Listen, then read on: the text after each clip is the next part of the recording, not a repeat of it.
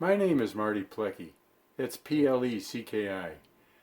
I've made a variety of YouTube videos in the past, but mostly they're about where to get and how to put together lithium-ion rechargeable battery packs.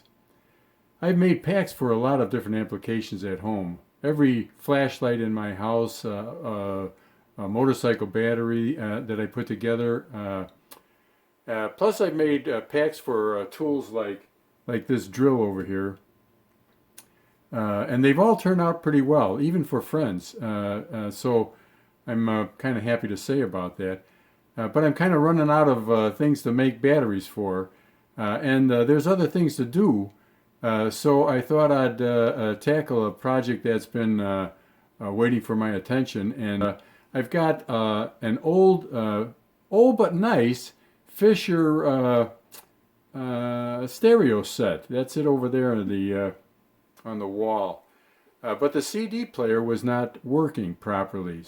It didn't play CDs. It didn't turn the table. It didn't do anything but make noise. So I'm going to show you what kind of noise it's making.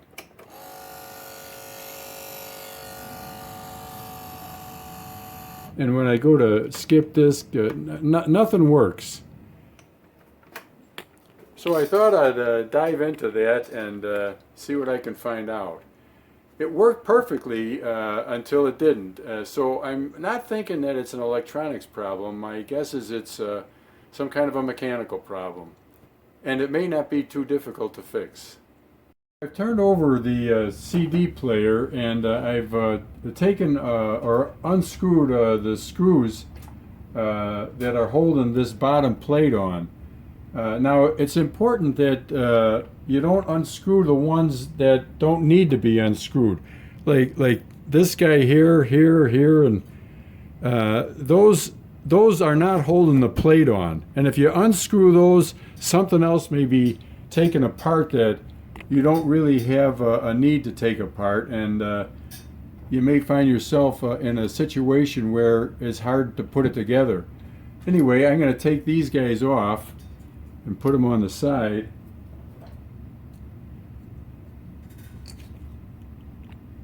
I marked how the big feet went on here.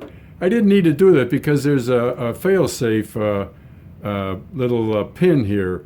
But it's better sometimes if you're not real good at putting things back together again, to make some notes so that you don't forget, especially if it's going to take you a while. Now, I don't think this is going to take very long, and I'm going to zip this guy, the last bolt out of this.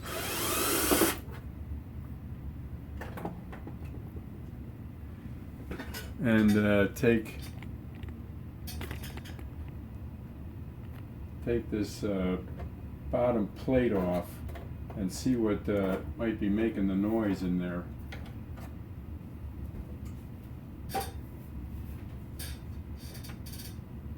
Now I'm gonna unplug this thing because I don't want to get electrocuted. And not many people enjoy it. So I'm just going to take a look at what's in here. Of course, this is the circuit board. Like I said before, I don't think it's an issue with the electronics. This is the disc CD reader. This is probably what makes the table go around. Oh, well, look at here. This should probably go on this pulley. It's a belt, a little belt, and it's not looking too good. So I'm going to take this, and this off and see what's underneath here.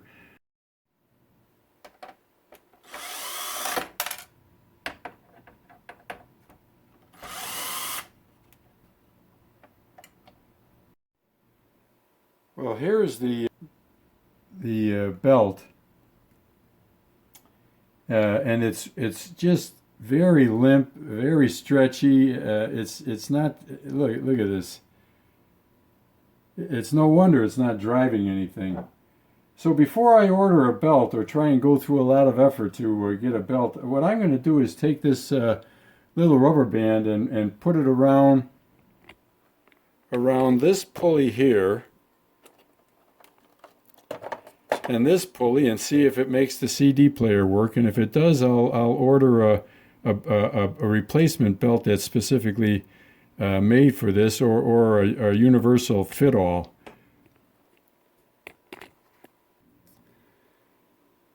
I use this screwdriver to keep tension on this rubber band so that it didn't fall off that other pulley as I got this housing in place, or chassis in place. And now I'm going to put the rubber band on that pulley. There you go. Now right here is a little detent, and that was keeping this whole assembly here from going down far enough. So I had to push that back a little bit to get it past this little plastic part in order to seat the thing. Now I'll put these screws back in and try it out.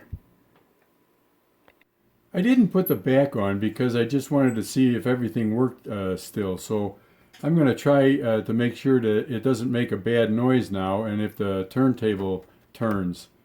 And then if that works, I'll plug it back into the stereo and see if a CD plays.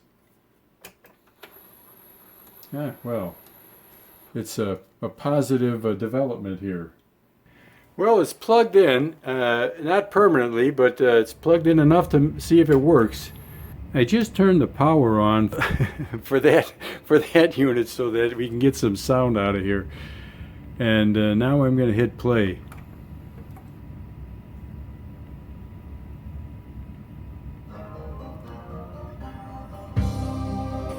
Well, she's working. One thing that's good to know when you're looking for a replacement for this belt is the size. You could guess at the size, or you could put a string around this pulley and then around this pulley, mark it to get the size or the length of the belt.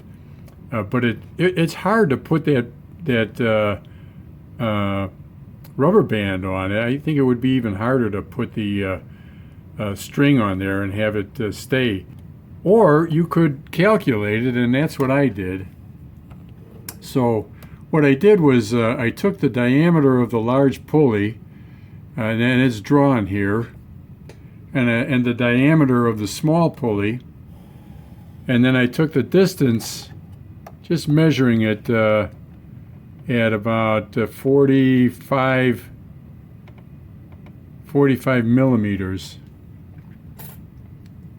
from center to center. And then, we all remember the formula for circumference, which is pi times the diameter. So pi is 3.14 times 5 for the small pulley diameter gives us 15.7. And since it only wraps around about half of that pulley, I'm going to divide that by 2. And then the same thing for the larger pulley.